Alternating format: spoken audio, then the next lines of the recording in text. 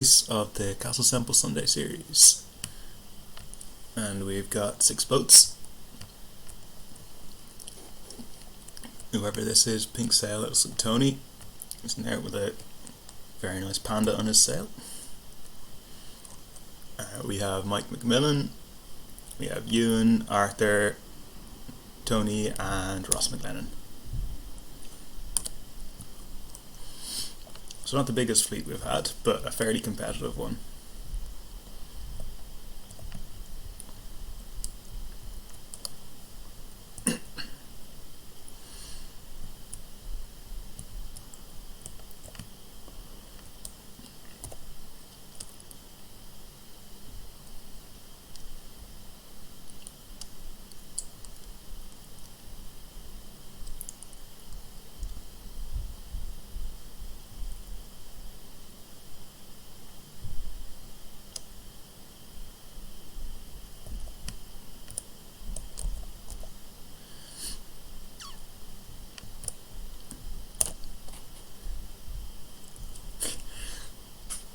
Mike tried to be pretty sneaky off the start there, attack right underneath my levee, but did it a little bit too early.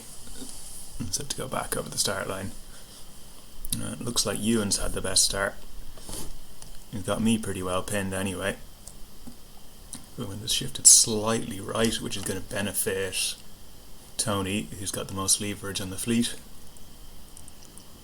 But it does look like the pressure is slightly better on the left.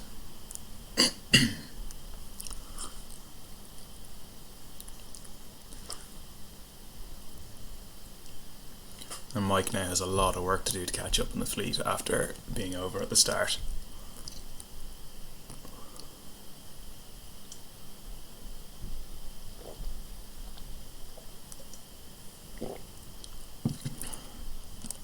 Okay, Ewan has gone. The wind is shifting to the left. Wind is shifting to the left big time, so you can see that ley line moving. I'm going to be overlaid. It says I'm in the lead, but I won't be after I lose this distance getting back down to the ley line. That left shift has really benefited me and Ewan. And Tony is the biggest loser out of that. He's dropped down from being in contention for the lead to fighting with this pack of blue boats behind.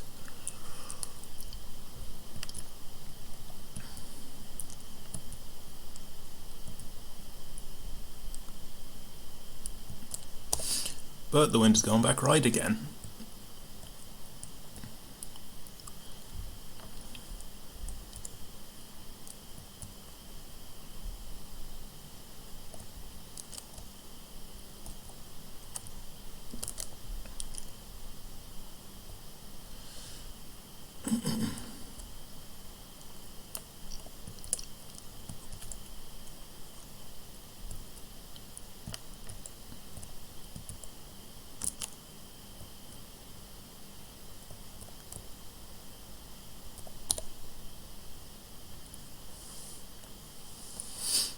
Okay, so very skewed downwind, favouring the early jibe. And Tony has had an absolute stormer of a mark rounding there. He's really closed the gap on me. I'm just trying to find a lane here.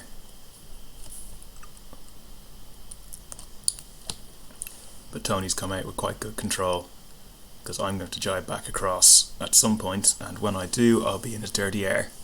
And Ewan is already in his dirty air, so I think he's going to have to pick which one of us he goes for. Whether he goes for an early jibe or a later one. And it looks like he's chosen to go for me. Yep.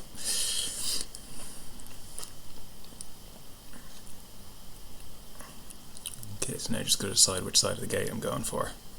As Tony is rolling me, I should have room when I'm here now.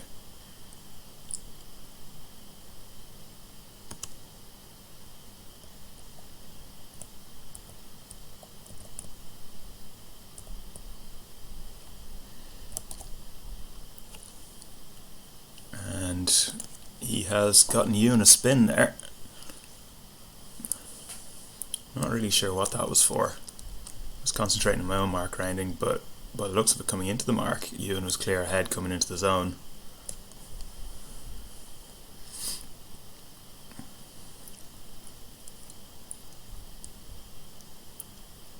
So is Tony crossing here? He's not managing to cross. Bit of a righty, that's not going to have helped him. Looks like slightly better pressure to the right as well, which could bring Ross McGlennon back into the game, because he's not gotten involved in this battle between me, Ewan and Tony. He's kept his nose fairly clean and really closed that gap. And now he's favoured by the shift and favoured by the pressure, so whenever he tacks across, he could be causing problems for the three of us.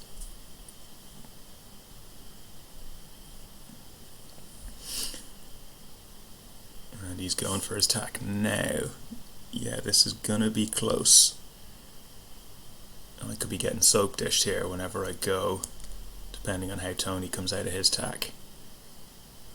He's going for the... No, he's not. I'm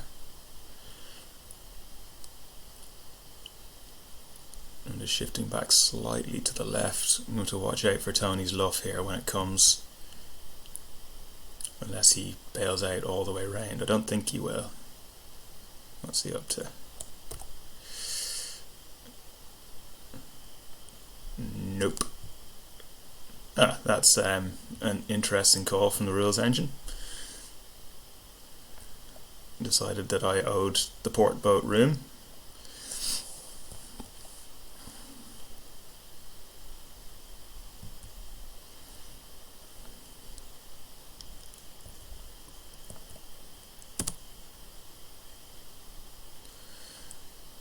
So definitely all to play for on this downwind.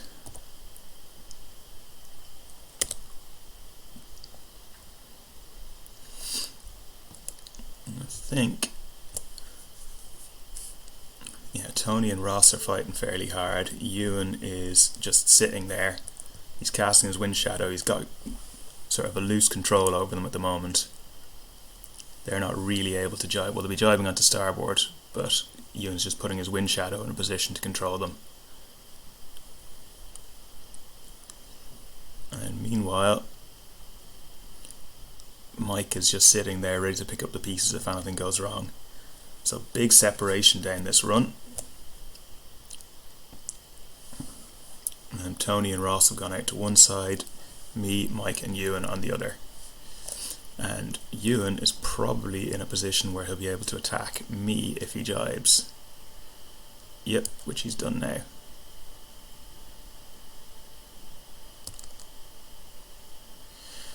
And the entire fleet now converging as we come into the finish. This is gonna be tight. I think I should be able to get across just in front of the pack. But then there's four boats who are all going to be finishing within a couple of seconds of each other. Alright, good race guys.